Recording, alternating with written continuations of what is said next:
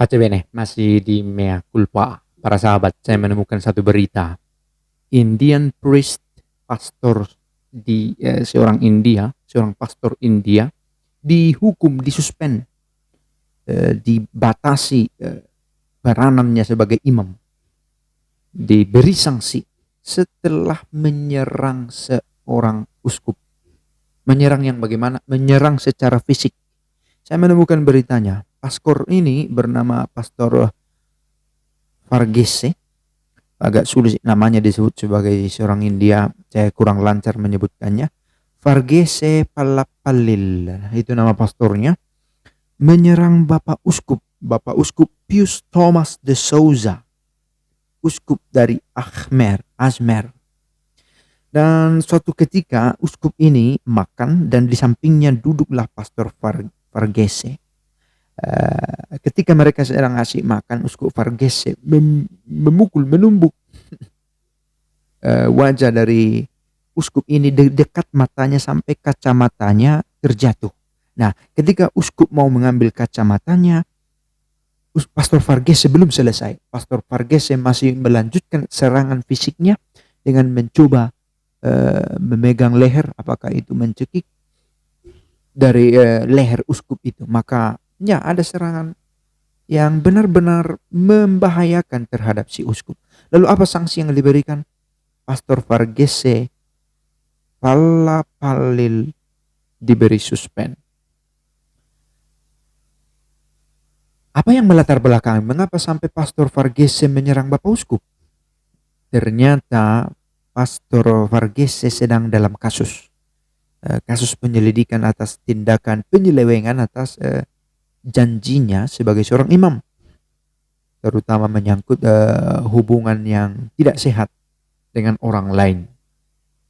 Tapi bukan fokus di pelanggaran yang dilakukan oleh Pastor Fargese sebelumnya, tetapi faktanya adalah bahwa Pastor Fargese menyerang secara fisik terhadap Uskup Pius Thomas de Souza.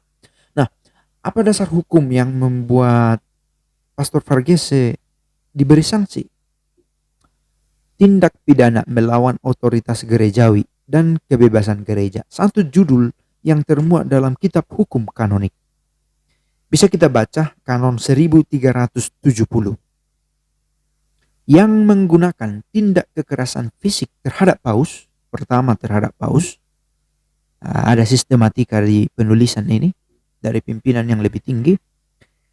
Yang menggunakan tindak kekerasan fisik terhadap paus terkena ekskomunikasi late sentensi, jatuh dengan sendirinya, diekskomunikasi, yang direservasi bagi tahta apostolik.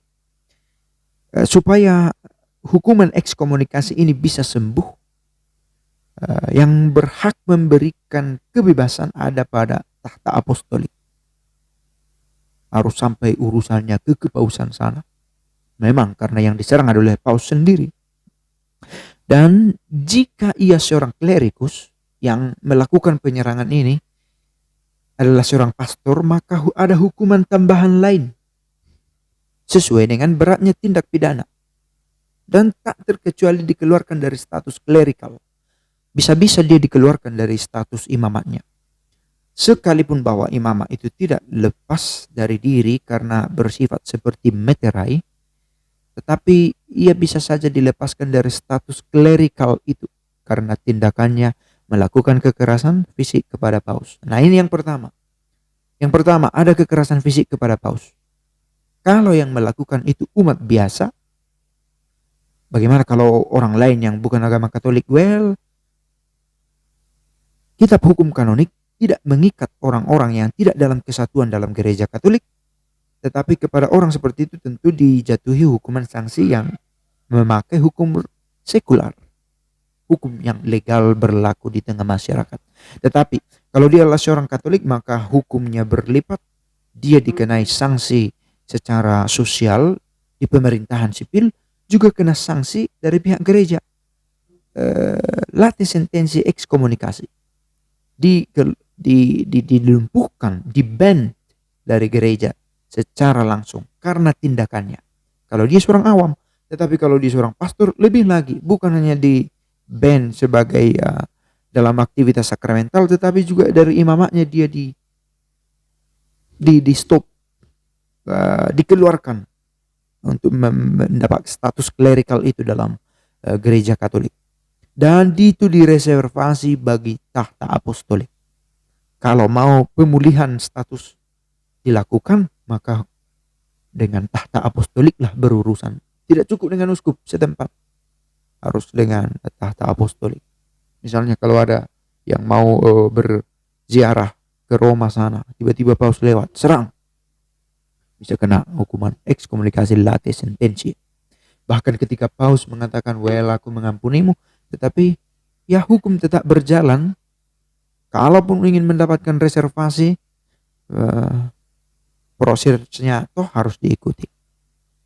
Yang melakukan demikian terhadap seorang yang bermeteraikan uskup, nah ini poin yang kedua, ya itu terkena interdikt late sentensi. Dan jika ia seorang klerikus juga terkena suspensi. Nah ini yang mau kita fokuskan. Kalau yang melakukannya oleh seorang pastor, Pastor Vergese Pallapallil melakukan serangan fisik kepada uskupnya, maka ia terkena suspensi late sentensi, jatuh dengan sendirinya, disuspend, ditahan dulu, bagaimana? Tidak diberi wewenang, tidak mendapat wewenang untuk melakukan tugas-tugas imamatnya, pelayanan-pelayanan sakramental, tidak ada aktivitas sakramental yang dia lakukan sebagai seorang imam. Nah ini kanon yang bisa menjerat Pastor Vergese Pallapallil.